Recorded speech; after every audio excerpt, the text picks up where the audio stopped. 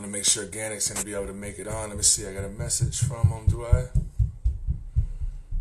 Yeah, doing the same. Cool, cool.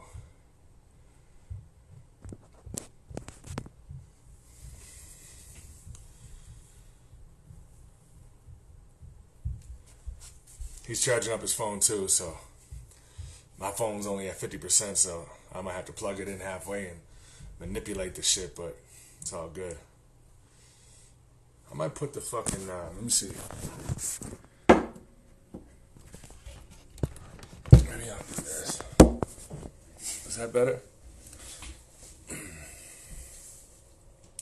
Nah, I'd rather be like, oh, there he is. Face to face talk. What the fuck goes on with my shit when that happens, man? It's whack.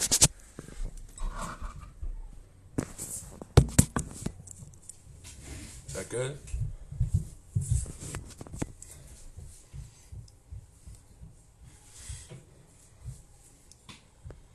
Okay. There you go.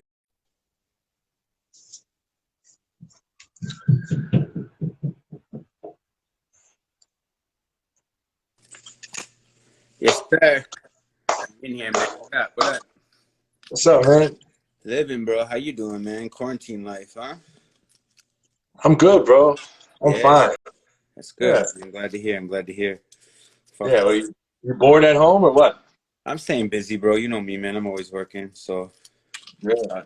it's all good, man. Trying to do the most, you know. Yeah. Like I don't. I've had this conversation a few times, but like I feel disrespectful when I say this shit. But like I'm good, bro. Like I don't know. Like okay, so we get to stay home and be productive and maybe work on things that we didn't have time to do before, or just be creative in every other little way, you know? Yeah, and it's funny, bro, because like this is the shit everyone almost asked for before it happened. Everybody wanted the time off. Everybody wanted the vacations to relax. And now that they got it, they don't know what to do with themselves. But you know, if you smart and shit like this, you taking this time to kind of build yourself and work on yourself and try to progress, right? Like you can't just sit still and do nothing. So what are you doing, if you don't mind me asking? Or is it like, you know? All sorts of shit, bro. Just like fucking, you know, I do sales, I do all sorts of stuff and just different avenues trying to, you know, create revenue and working on King of the Dot, just creating all sorts of different stuff for that. So lots of stuff in the future.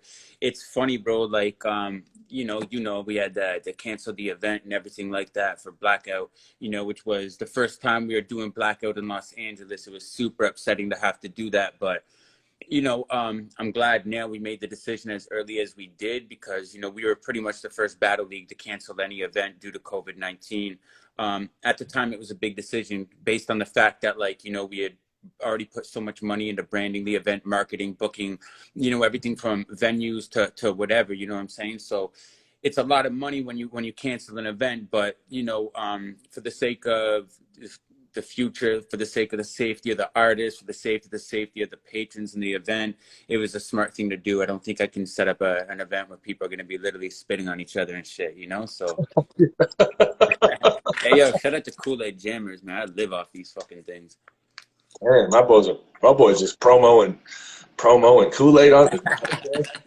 Okay, he's a businessman. They paid for that, man. Straight up.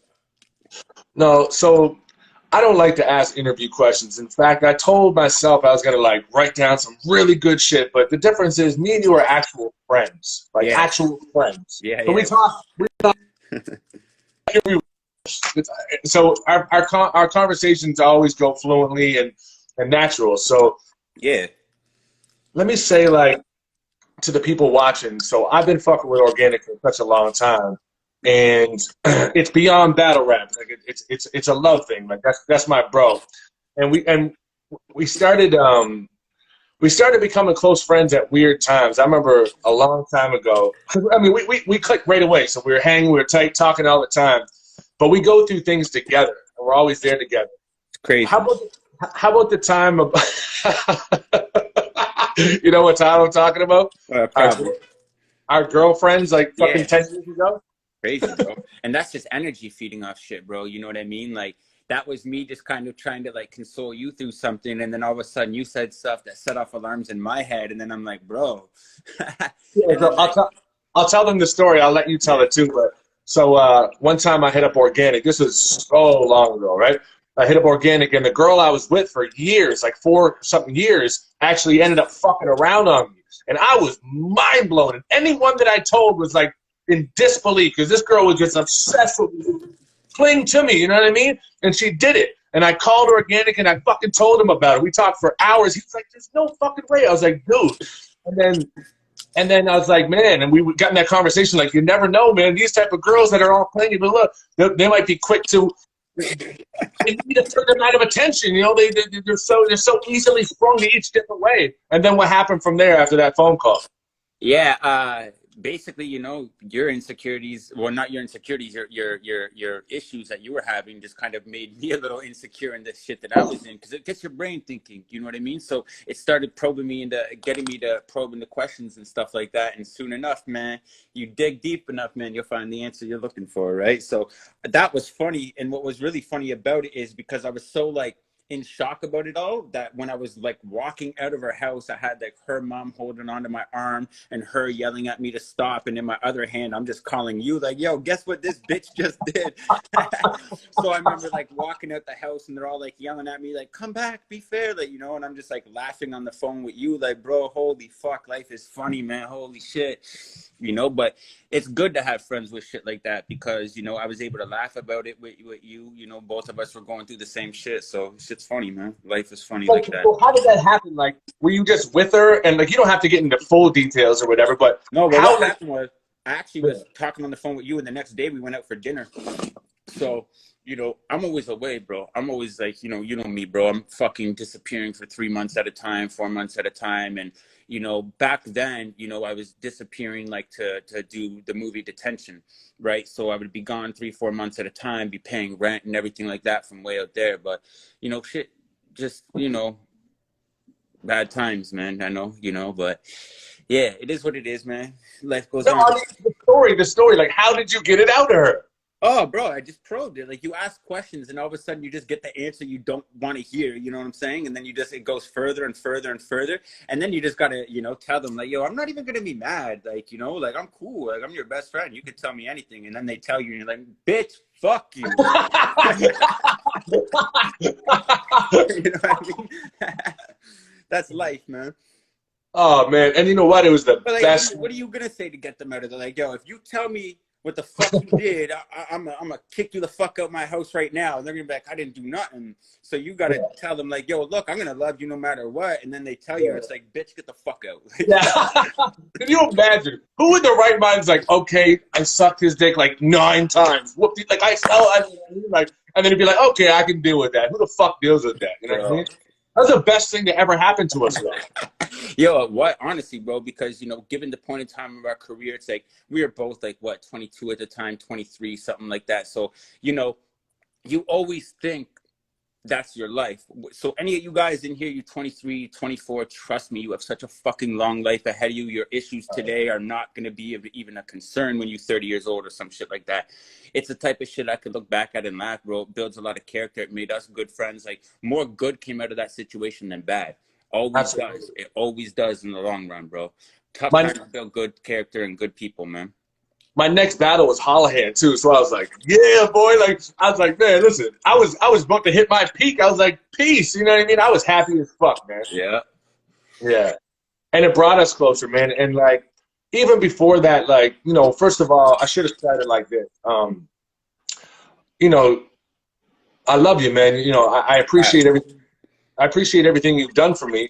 You know, you resurrected my career. I had a we did a league over here called the Elements League, and I did that, and then I stopped for a year or two. I forget what it was. And then you hit me up. You're like, would you want to battle on King of the Dot? And I was still like, nah. And then one day, you're like, bro, I'll fly you out, and, you know, whatever, if you battle, you know, if you want to battle or battle somebody. And it just so happened that I was watching Bartone, and I just couldn't stand his facial hair and the way he fucking moved. I was like, I got something to say to this guy. And so you brought me back to life, so I appreciate that. You know what I mean? Oh man, I appreciate that, bro. But like, you know, it goes full circle, man. You're one of the people that inspired me to even start King of the Dot. It's funny, a lot of people don't even know how me and you first came in contact, and I actually hit you up to be my WRC partner way back in, I think, 2006, because I did the WRCs in 2006 with Nameless, who wasn't even supposed to be my partner. Me and Nameless became partners the night before the event. You know what I mean? That's why we are straight freestyling shit. Like we didn't really know what was happening. But the next year, I just remember like seeing you, and I was like, yo, this guy is so fucking good. If I go up against him, I'll probably lose. I better get him on my team. You know? So it was like, yo, what's up? You know, and what's really funny is you being the person you are.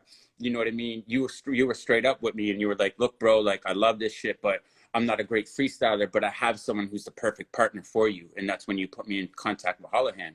And you're like, oh, this guy's been waiting to get in touch with you for years. Like, you know, and that's how it all spawned, man. So like a lot of people don't really even know a lot of the history. It's like this is just really started from a big group of friends, bro. This is just one giant group of friends that kind of evolved over something we love to do, and we built a business and a passion out of it. And that's what's made it so amazing, seeing, you know, you grow into the human that you are today, bro. You know, I remember having to fucking reprimand you at hotels for being too wild and being drunk and shit like that. And these days, you know, you're a good role model, bro. Like genuinely a good role model. You're doing great with your son. You teach people good ethics and good morals, and it's a beautiful thing to see, bro. We're all growing up, you know? Thank you, man. I appreciate that a lot, man. Speaking of WRCs, man, a lot of people don't know about WRCs. Now, WRCs is what got me into battle rap. I would watch Thesaurus. Shouts out to the fucking Godfather, man. Thesaurus and Immaculate. I would watch them. I'd be like, how the fuck? I was blown away. Every party I went to, I would put on these guys. And you were in them too. Can you tell us about the WRCs? Because first of all, WRCs have to be the toughest battle shit in the world. Like, what the fuck are you talking about? Like, we get 3 months to prepare for people and shit. You guys are like, okay, 2-on-2, don't really don't know you, but you get to go up against 8 people today, all off the top freestyle. You could be hungry. Can you please explain it? You know way more than me. First off, I had no idea what I was even walking into. Watching Thesaurus, Ilmac, Possessed, and like Wash His Face do it the year before, I thought this shit was gonna be a breeze. You know what I mean? Because they make it look so fucking easy. And that's what people don't understand about people like Thesaurus and Immaculate and these guys that can freestyle. Like, that shit is not easy to do. You know what I mean? Especially when you see it come out on videos and you see every video gets released like every 2 weeks and you're like, oh, I can do this. And then you realize that shit was all filmed in the same day, in the same room, against the same people. You watched everyone else battle twice. You know what I mean? So like we got in, I remember in Toronto, we got in that room around 9:30 a.m. You know what I mean? And your first battle, you go up against people. Now you gotta freestyle the whole day. You're in there from 9 a.m. to 10 p.m. and you're doing 10 battles. You know what I mean? A 2-on-2 with a partner I don't really know against these people I don't know. So even if you're in between battles and you think of bars, you still got watch these people battle 8 people before you get to battle them again. So anything you've thought of gets said. You know what I mean? Like it's just like it was literally a crazy marathon. Plus that shit had no fucking air conditioning and all they had was pizza and like warm water. It was horrible, bro. That shit was the worst experience ever. But the craziest thing about that was that is what spawned this scene today. And a lot of people are trying to make like revisionist history and not making it seem that way. But that is the scene that spawned this era of battle rap. When the World Rap Championships ended, it was Grind Time, King of the Dot, Elements League, and a lot of people that picked up that pace to keep this continually going. You know what I mean? And it's just been a crazy thing. Another funny thing, bro, that fucking talking way back in even the day with you, man, is, you know, how we used to set up battles. Like you said, I flew you in, but I had you sleep on my mother's couch, bro. Like, you know, like, and that's the shit we just used to do to make battle events happen. You know, it's straight up fucking pure passion back then, man. Whatever it took. I could have never done the WRCs. Like, even to this day, you know, I'm a very honest guy. People are like, man, Pat's top tier, top of the freestyle game. Like, he's up there with the best of them. I'm like, I'm not. The difference is, like, I'm all right, but like, I usually have like 3 minutes to respond. If you're battling someone and they say something, you have like 3 to 5 minutes to think of something. Like, if you can't do that, you're not even a rapper. Yeah. You guys were battling like fucking, yeah, like so many different people a day, freestyle, like, and even if you could think of a couple pre-meds, like, I would hope so, for fuck's sakes, you know what I mean? Like, that's crazy, man. What a crazy era, you know, It really was, bro. But that's, again, man, I always have to give so much credit to Thesaurus and Immaculate because they really fucking birthed that shit, bro. Like, Absolutely. they made it like I'm telling you, and shout out to Marv One and Quest too, because they had really good performances. That like I used to go to work, and I used to work in a steel factory. A lot of people know this. You know, I used to get off my at 45 minutes from for lunch, and I lived about like 8-minute drive from my work. I would whip home on my and watch their battles. You know what I mean? Sorry, I just got a phone call. I don't know if that fucked shit up. Uh, you know, and that shit kind of was just so inspiring and motivating back then because there was nothing like this. Like YouTube was brand new. So like before this, a lot of people don't know the only way to hear battle rappers was on Napster, and you would have to download the MP3s. Now around that time, mcbattles.com existed, and it was like, you know, you could watch battles that were probably like fucking six, I don't even fucking know, bro. They were the worst footage ever. But that's where like Many Styles versus Jin, Tone Deaf versus PH, rest in peace, and a lot of like the old classic people like Esoterics used to battle, you know, and that's kind of where the scene really started from. And then it slowly like crept its way up into being like, you know, on YouTube. And the World Rap Championships was crazy because, you know, shout out to my guy Harry, you know, from the UK. He's honestly a forefather in this shit. I remember bugging him so much just to bring this shit over to North America, include Toronto, because I remember talking to him and he's like, oh, we're going to do this shit over in America. And I was just like, bro, I fucking email blasted this guy so much to make Toronto involved in that shit. I was that young, annoying little kid, like, yo, come to Toronto, come to Toronto. You know, we got talent too. And, you know, eventually they caved and they came, and I ended up like, you know, helping them with shit like that. But it's really crazy what this whole shit spawned into, man, when you think back and like, you know, the history and how it all really happened. And it started on a forum board, straight up. It's crazy, yeah, man. Even my first battles in the Elements League, like I think YouTube was pretty much new. I don't even think there was camera phones at the time, so it's like we had to use whatever. So you know, each round had to be uploaded separately, 10 minutes or whatever the fuck it was, and yeah, man. Yo, and that's our biggest downfall, was to stop ever fucking doing that. We're in a numbers game. You know what I mean? Like, you know, instead of being Pat Stay with 30 million views, you should be fucking Pat Stay with 90 million views, because we should have uploaded those all in smaller clips and shit. Like, nobody's trying to watch fucking long content these days, right? Right. Like, it's a short living world, bro. People are watching content on their bus, on the fucking toilet, in between classes, shit like that. So, you know, who knows, man? Maybe we made some mistakes. Maybe we made some good decisions, but that's what this battle rap thing was. There was no fucking blueprint. This is all of us kind of like trial and error. See if this works, see if this doesn't. You know, lose money here, make money there, and try to just put it all together with fucking, you know, Bristol board and duct tape, man. And you know what, man? If this shit ended tomorrow, we'd have so many great stories, man. So many fucking Bro. awesome things that we would have never done without this shit. 100%, bro. 100%, man. Like, it's brought some of the best times of my life. Like, you know, the countless weekends. I always laugh about certain things, you know, like there's so many inside jokes that people will never get. And just when you watch battles and shit, and it's just too funny, man. All the hotel stories back in the day, all like the different things. And, you know, all the artists that come and go, disappear, all the fans that come and go, you know, make themselves like very prominent figures and then disappear and shit. It's a very unique thing. It'll never be able to be replicated again. And when I tell people that, it's because like we're the first era of technology. We're the first era of this, you know. Being able, when I first met the Saurus, man, like it was so crazy because, you know, like when we're young growing up, being from Los Angeles or anything, being from Canada, it's almost like a myth almost, you know what I'm saying? Like you don't meet people from there and stuff because you're from fucking Canada. This day and age, travel and flights and being FaceTime and seeing people face to face that are from different places is so accessible. It was never like that before. They never knew what Canada was like. You know what I mean? Like I remember going to America sometimes and people would be like, well, why are you wearing shorts? Aren't you from Canada? And it's like, what the fuck? You think it snows the second you cross the border or some shit, bro? Like, you know, Yeah. but that's really like the first era and why it was so cool for all of us, because, you know, at first we just knew each other as the artists. We didn't get to see this. There wasn't this, you know what I mean? Now, me being a Pat Stay fan growing up, I can see you as a person. You know what I'm saying? I'm able to know you. I'm able to know your morals, your ethics. I'm able to see if you're a good human being, someone I should look up to or not. Back then, I just knew you by the rapper, you know? So when we'd have battle events, you never knew what to expect from anybody.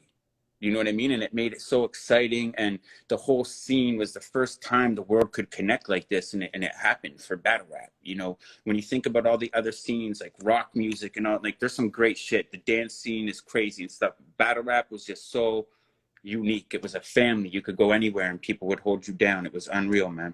I don't know what it was, but it's different than being an artist because like you feel like you have like companionship with a lot of the people that are your fans. You have something in common with them, man. They know you as a human. It's different. It's crazy. It's really crazy. Yo, a second ago you just said talking about, you know, prominent figures and great people that just came and went. Who other than Bender, Yeah. R.I.P., do you think would have been the fucking who to this day could have lasted and just been fucking amazing? Because I know that's a good question because I can't even think of it. Bro, Holohan, man.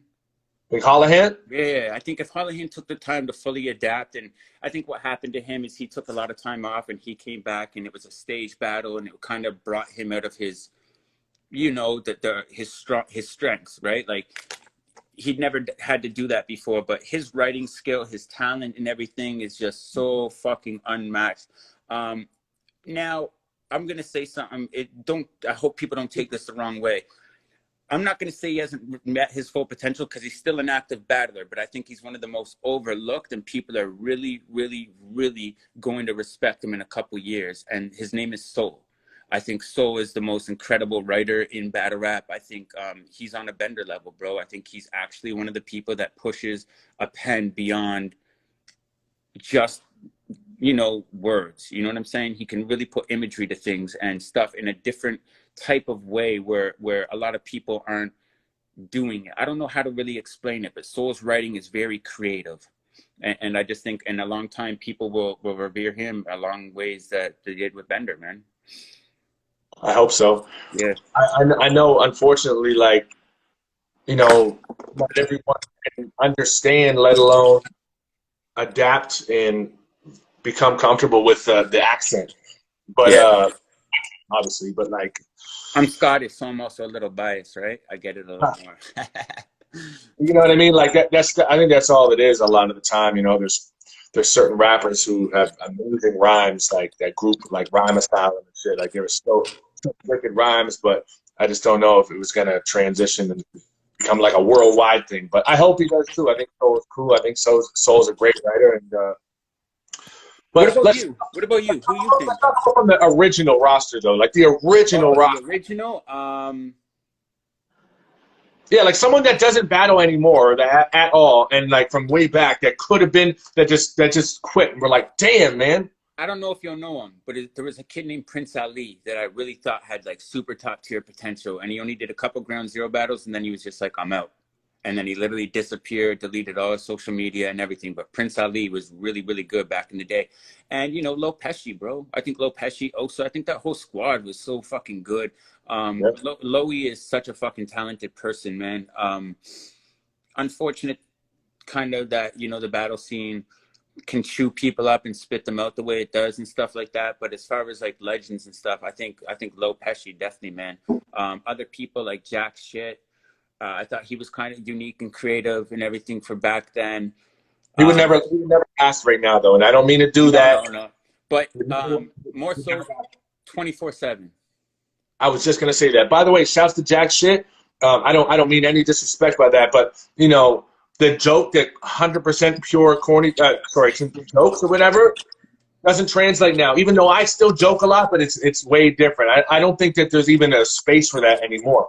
Man, So I'm so happy, you know, that people like there is a space for that, bro. But like it's so much more well rounded. But I'm so happy battle rap is going back to people trying to attack people and break down their character and shit like that. Like I like that in battle rap. I'm there to see people get embarrassed, bro. Like I enjoy that aspect of battle rap, and I think that's why you're one of the greatest, bro. Is that people can try to outbar you, and you're so well rounded. You can step up on that level, but you don't just conform and fall into and pigeonhole yourself into their lane, trying to beat them at their stuff. You always do you and can mix it up and be comedic and all that shit. And I think that's why you know, you're at the level you're at and you're respected the way you are. There's a lot of people like you and Diz that kind of can kick in the aggression and go into comedy whenever you guys kind of please with it, and embarrassing people and doing that, it works well in your guys' favor. You know, I just find it funny that, you know, on the phone you tell me I am the greatest and you just said I'm one of the greatest, but don't worry about it. It's not me. No, you definitely the greatest, man. My eyes, man. You, Sharon, Diz, a lot of y'all. Top five. I know that people want to hear this as a cliche question, but they always want to know. Top five of all time and top five current. Even three if you can do that. Oh man. Like battle rappers or Yeah, battle? battle rappers. Top five all time. Bender, number one. Good. You, number two. We'll talk later about that, asshole. I'm just joking. R.I.P. Number one, Bender. Go on. It's really tough, bro, because I'm fans of everybody for their own different reasons. You know what I mean? Like, I would be wrong to not put the Source in there. He's been such an influence on my life. I think he's one of the greatest freestylers ever, and his contributions to battle rap over the last 2 decades are unfucking touched. I would not be in the position I am without looking up to someone like him. So I got to throw the Source in there. I'm a huge fan of Big K. I'm a huge fan of Rum Nitty. I'm a huge fan of like a lot of people, bro. You know, Ill Will, I'm a big fan of. I'm a big, like, I feel bad not saying even people's names. Sharon's dude, anyone I book, I'm a big fan of, to be honest with you. And that's like what I think like is hard about this question is I'm one of the few people where, you know, my dream battle cards come to life, I guess I can say, because I'm the person that sets battles up. So it's like Yeah. the people that I want to see on King of the Dot are on King of the Dot, you know? I don't mean to leave anyone's name out because honestly, it's just like, there's so many fucking people. It's hard. It's really hard, man. It's really, really fucking hard. You know, shit, I used to like, and it's funny, bro. I watch different people for different reasons. Again, like I will always watch a Carter Dean's battle, you know, no matter what. Me Like, too. just because it's for me, that's kind of like not serious. You know, he makes battle rap enjoyable in a sense where, like, you know, you got the battles where it's like, okay, I got to sit down and pay attention, and I'm not missing a single thing. And then you got the Carter where it's like, yo, come over here and watch this. Look at this kid. You know what I mean? It's a little different. So, I think just fans of people from different ways, man. Like, you know, and again, bro, I'm really fans of everybody. I can say good things about everybody, from the cheddar cheeses to the, you know, to the ellipsis. You know, I'm a big fan of even ellipsis, bro. I like the kids that can write, and I like a lot of, you know, people that are. I'm a big fan of people that are overlooked, and even though sometimes I can't help them, I'm still a big fan of them. Now you're starting to sound like, you know, I know I gotta play that role, but that's what it is, credit man. cookies, jack shit, ellipsis, fucking. What about, you know, twerk?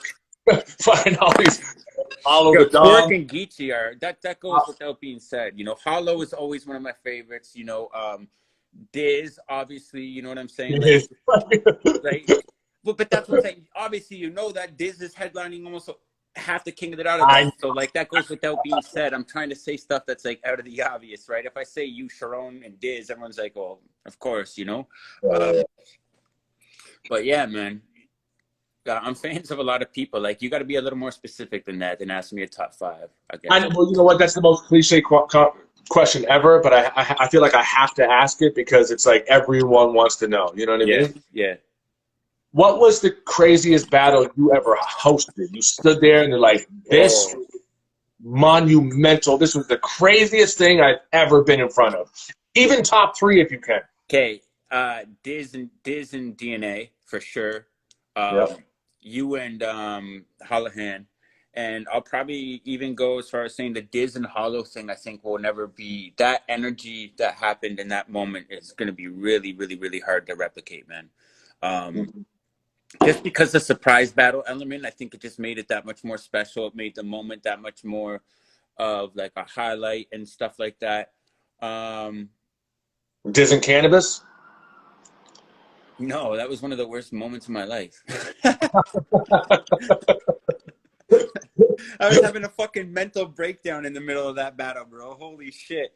I'm sitting there like A1, people have no idea. They tried to close the venue before that, and then they're like, yeah, we'll charge you 10 grand every hour after, or some fucking crazy shit, you know?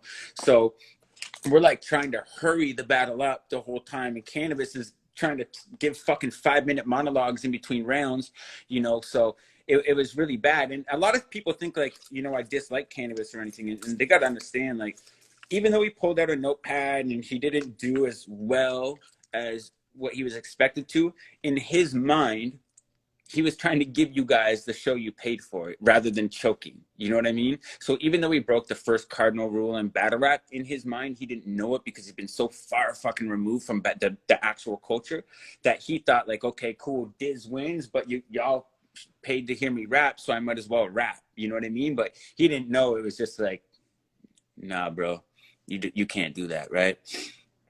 But that was a huge thing. But yeah, bro, not a good time in my life.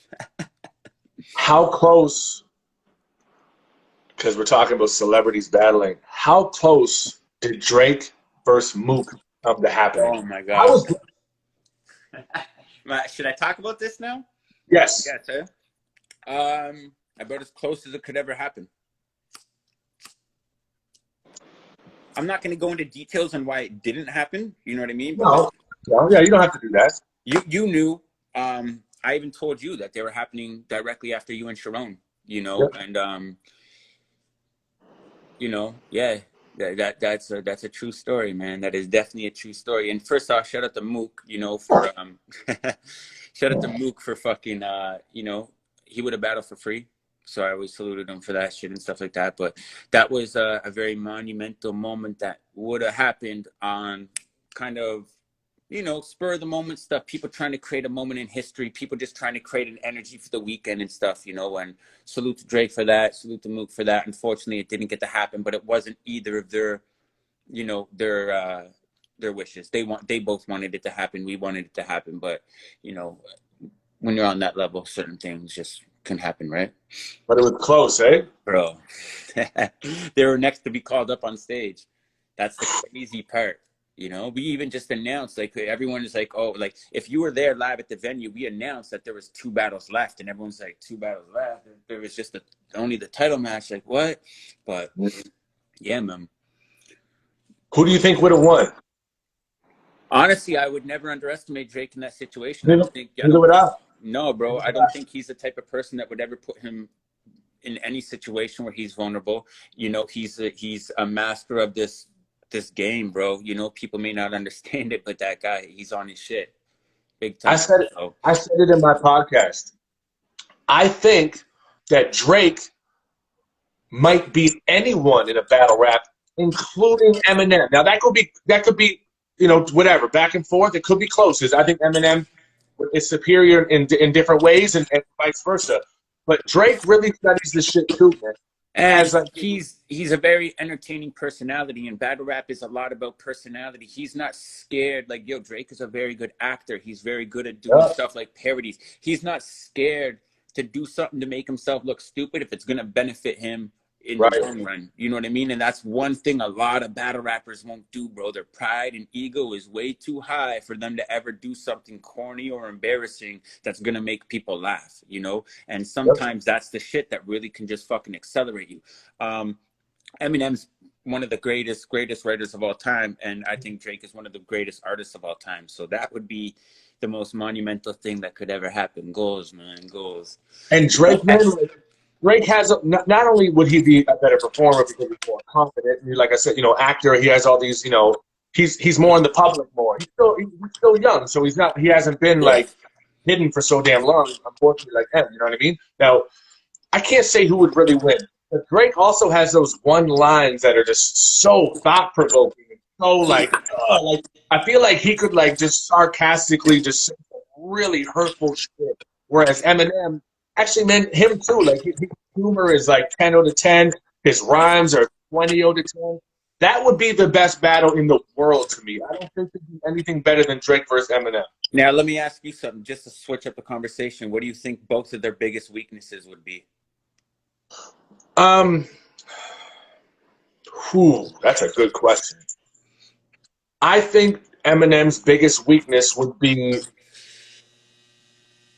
maybe the lack of performance because it's, you know, he probably wouldn't be as comfortable as Drake. I mean, so like he might be able to like visually see it affecting him in certain ways, or like like when a battle rapper, any battle rapper watching would know this. Like when you drop a line that you expected it to bang and no one reacts, sometimes it throws them Oh, off and they choke, big right? time, So big time. super like uncomfortable up there.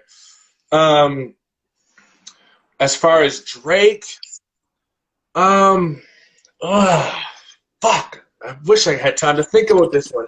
Biggest weakness. I don't know, man. I don't know. What because you know what? I think they both have, like I think it's so neck and neck, man. Like in so many different ways, their attributes are so like incredible. Yeah, I think for me, I think Eminem's would be probably his performance not being so like robust and robotic. You know what I mean? Being able to be kind of loose on stage, turn around, and kind of like have fun with it. And that's where I think will kind of be Drake's strengths.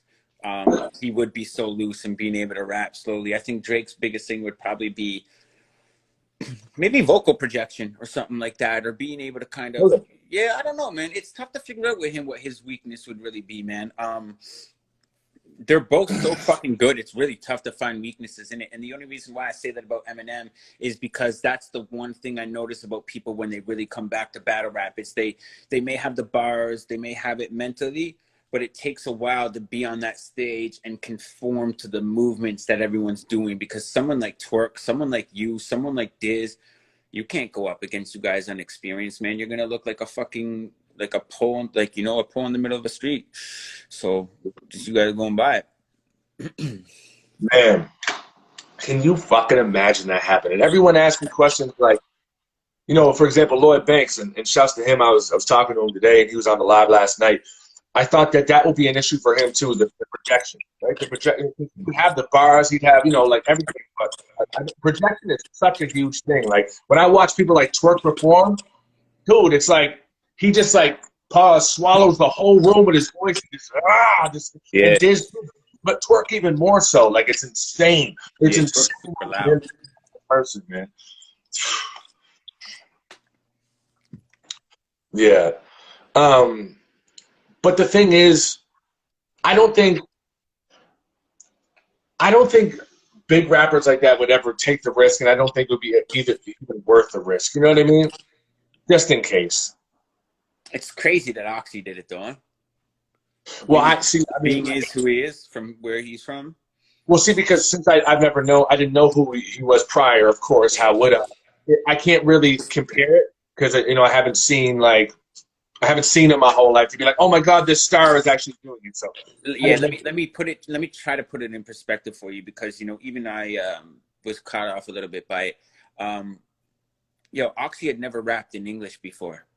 When he took that battle with Diz, he was nervous because he didn't know how to rap in English. He knows how to speak, but he's never written a verse in English. So the first time when he wrote his bars for Diz was the first time he ever wrote lyrics in English. Now, if you know him, he's so crazy. He speaks 7 languages. So that battle was another one that took me by big surprise. I'm not even going to lie. I thought Diz was going to have an easy day in that one. I didn't think Oxy was going to be as good as he was. And it's like, for being who he is from Russia, bro, like he's so big, he sells like 25,000 people stadiums himself. No openers, no nothing.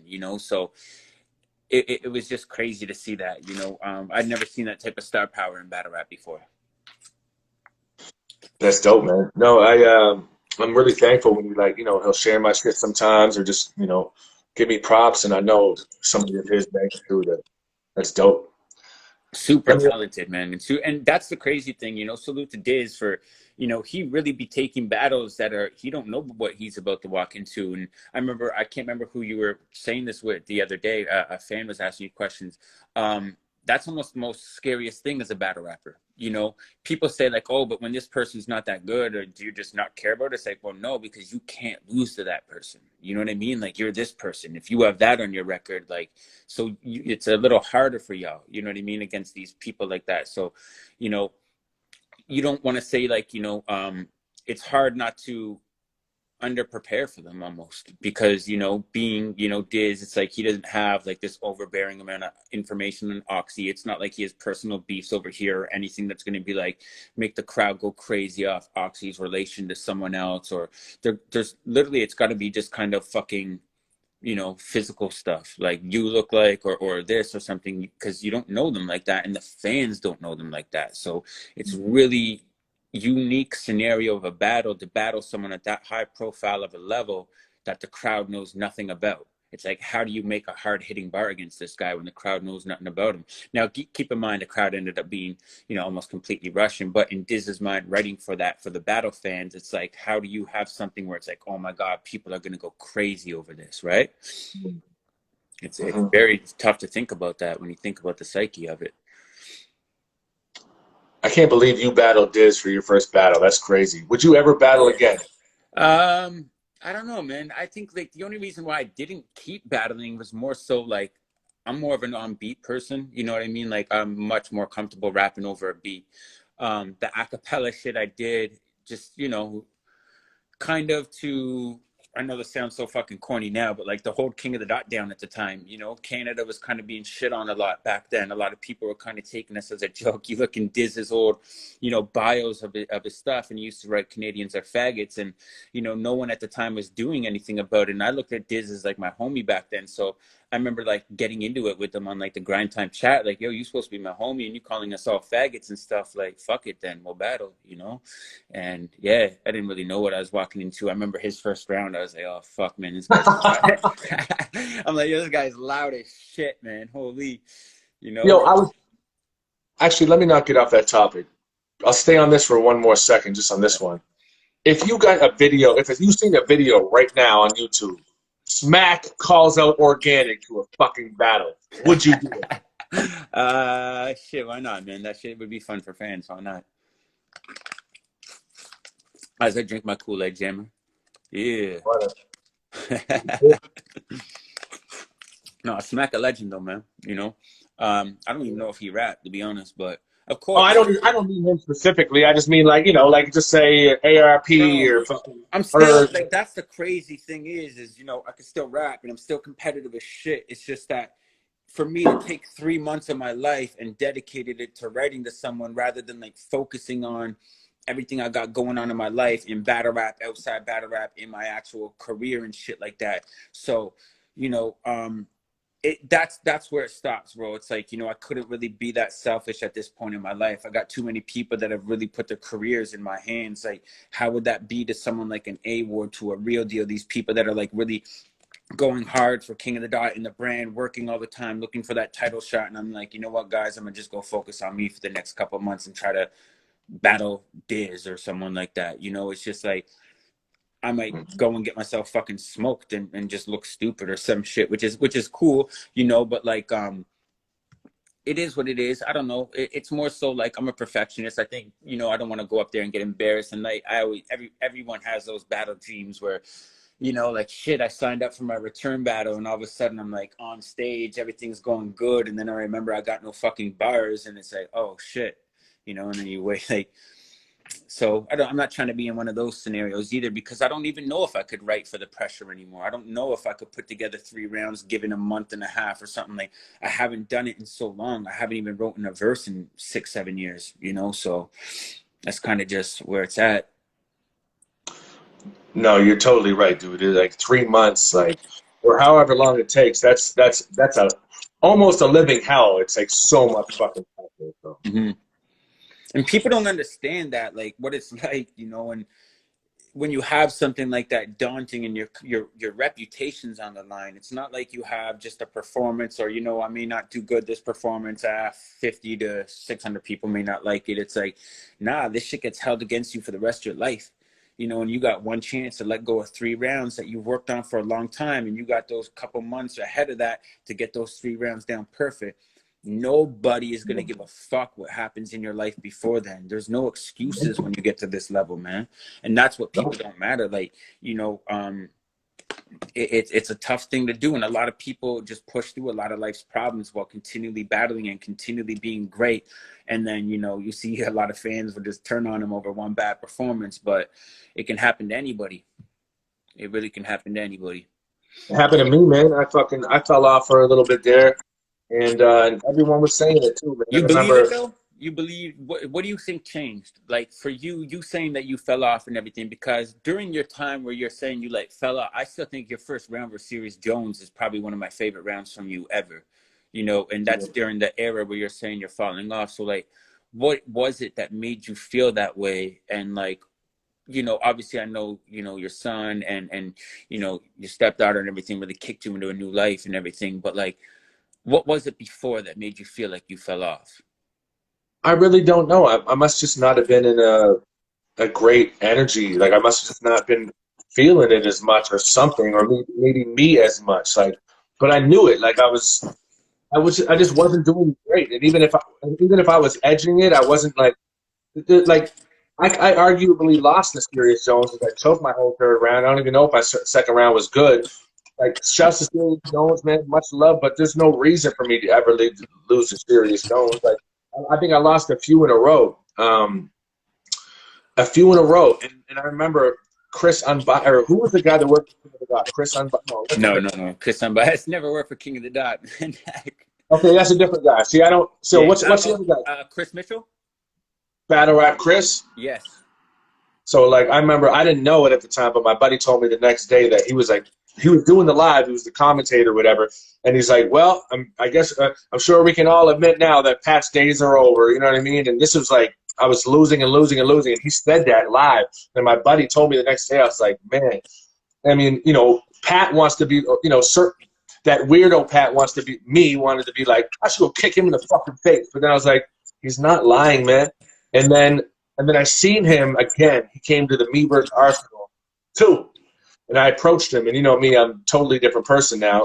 I'm the nicest guy, so I was like, hey, I want to let you know that you said that, and it kind of sparked me up. But like, I forgive you, and I understand where you're coming from, and I hope that you enjoyed the show tonight. He's like, Pat, it's just that it bothered me so much to see someone so talented with such a gift just farted away and not give a fuck. And I told him I totally understood, man. Yeah. I think for you, bro, like the one thing that makes me happy to see you now is you care about it, man. There was a point in time where it almost seemed like you were embarrassed about, doing this shit. And retrospectively, like you're sorry, retroactively, you're kind of like convincing your fan base to not care about it and not care about your success in it either, and I always thought that was one of your biggest downfalls, because those are the people that, motivate you when other people aren't. Like, being you, bro, like you can have the worst day and all of a sudden you can be walking down the street and some random fan comes up to you and makes your fucking day because they look at you like the fucking biggest thing ever, right? So hmm No, I'm glad I got out of that rut too, man. It's like I don't know if it was obviously my son and finding happiness and stuff like that, but yeah, mostly my son. But yeah. and I do feel bad for all those fans and all those times that I kind of acted like battle rap was below me and it wasn't as cool. And I thought it was like almost like my thing at the time, but it's not true at all. And even to this day, man, like I'm just forgetting that anyone's watching. Like sometimes I still do think like, oh, you guys are losers, man. I'd never hang with these battle rappers. I made a tweet about that the other day, but I'm like, dude, I love hanging with battle rappers, man. Not when they're too aggressive, like, I'm the GOAT, I killed this person. I'm like, all right, relax. We have so much in common that it is like it made me who I am. It's the reason Yeah. why I have fans. It's the reason why I traveled the world. It's the reason why anyone is fucking watching right now. So I should never shit on the culture or act like it's below me. It's who made me. It's who made me. You know what I I think that's part of growing up, bro. We're always too cool for the moment, mean? and that's like a huge part of like maturing, is understanding you're not too cool for the moment. Preserve time as much as you can. I remember when I was super young, bro, like my group of friends, if you like, we weren't allowed to take pictures, like we thought that was like not cool and stuff. And now it's like looking back, it's like shit, I got no pictures from when I was a kid growing up. Right. Like we just thought it was like, oh, what, you trying to be a cop or yada yada yada, and trying to be like this fucking false persona or some shit just over not dumb shit, right? But it's like shit. Guys, Those are some of your best times, man. Some of my friends aren't even around anymore, bro. You know what I mean? And those were the times where I would have had pictures with them and stuff like that, and I'll never get that opportunity again. So it's crazy. us men are the most insecure in the world. Don't take pictures. That's gay, or what do you like, dude? Like for example, you dress totally different now. Like in your half of your career is all black hoodie, black hat, black everything, black condom, black fucking everything. You know what I mean? Like, and just like super oversized, just like everyone did. And now you'll dress in like a pink crew neck with no hat on, just a fucking some nice fitted jeans. You know what I mean? Like it's crazy. Like it takes us so long as men to be like, okay, this isn't gay, this isn't gay, this is cool. It takes women to be like, you look really good today, and we're like, really? And then another girl's like, you look awesome, and we're like, all right, this is gonna work. And then you have to, and then you're constantly defending yourself. You walk into a party where your boys are like, oh, look at this gay, blah, blah, blah. And you're like, no, man, all bitches like it. And then eventually people are like, all right, man, we don't have to dress like morons anymore, or worry about looking gay. I always say social media, the reason why women run social media, because they post a pic, they're like, you look great. They're complimenting each other. They're not worried about looking gay, where a guy's like, I'm not liking another guy's selfie. I'm not a little bitch. It's just so crazy how men think, man. It's insane. So insecure. Yeah, I agree fully, man. Although I am the type I like to break all my friends' balls for, social media shit too. But that's just like for different. Like what? I don't know, bro. Just all the time. Oh, you can't like a man's selfie? No. Of course I will. I like all my friends' shit. I mean, like I can't break their balls and No. underneath it or comment something to make them laugh or make people laugh at them. Like I'm gonna do that for you in real life too. The same way I expect you to do it for me. Yeah, of course. Right. But that's just life, right? Like I get it, but I totally fucking agree, bro. It's part of growing up, I think, man. Definitely. Yeah, man. I think the chat must be way up, and I just seen Thesaurus say 3-minute rounds. I was like, what the fuck? Like we must be way behind or something. Look, he said, I write a book if it ended tomorrow. Yeah, this is old shit. The garage, bro. Big Mac. Okay, we're waiting for that. All right, to get Organik. Before I let you go, man, because I don't want to keep you forever. I know you're a busy guy. You're doing porn and shit now, but tell me a story. And I don't want the attention. It's just that you always have a story to tell me about myself that I forget because I'm a ridiculous dude. Tell me a King of the Dot story about me aside from battle rap that the fans to make them laugh maybe because and like I said. I mean, shit. The old Pat was hilarious, man. We got some good ones, bro. Let me think for a minute, okay? You always have one for me. We got so many. The one night you just decided, I can't remember what happened or what event this was because it seemed almost like no one else was at the hotel except me, you, and Gully. But you just walked around with a Bible and would stop every random person and try to just get them to like quotes and make them take it super serious. And like just because who you were at like 3:30 in the morning, like people were stopping and it was just hilarious, man, the way you were breaking their balls and stuff. There's too many, bro. I got too many. I mean, bro, I've had to stop us getting fucking 30 rooms kicked out of hotels because you threw a chili cheese fry in a girl's face before, like shit's fucking all in good fun, by the way. Not like chili cheese fry. I would never throw a chili cheese fry. I'm pretty sure it was the whole bucket, wasn't it?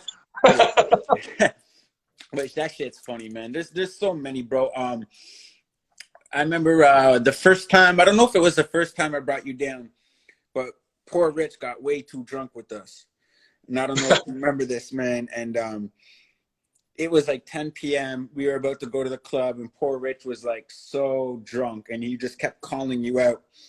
And you didn't know him, so you didn't know his sarcasm. And you kept looking at me and like wondering, like, what's wrong with this guy? Because he just kept wanting to like battle you and stuff like that. But I just remember because he was sitting on like a lazy boy, you put your hand on his chest and you pushed him back so his feet were in the air, and then you just picked him up by his ankle. Oh, bro. And Rich was so drunk, so he was just whatever, right? But that was the first time I met you, period. The first time, 100%. And that was at PvP's old condo, man. Yep. I remember. Just the poor Rich. He's one of my favorites ever, man. Legend. Yeah. Love poor Rich. You know what? We know it's funny. We actually convinced poor Rich that we were all going to sleep that night, and we shut the lights off for like 15 minutes until he fell asleep, and then we all went to the club. Oh man, I love Flo Rich, man. Hey, he man, was the listen. man, bro. He was the man. Listen, man. Fucking, I appreciate your time. I just wanted to, like I said, just to talk. You know what I mean? Maybe we'll come back on here again. Most Um, definitely, bro. I appreciate you, man. We'll talk soon. King of the Dot. My Peace. guy, man. I Hey, appreciate you, man. let What me was that? press X first before you do it because sometimes when I press, if you press X, it will cancel the whole chat. I can't save it. I'm gonna press your X first, okay? All right, man. Shout out to everyone, man. Much love and much love to you, bro. Proud of everything you're doing and stay safe out there, yo. Everyone, stay home. Thank you, brother. Peace, man. Everyone stay home. Chill.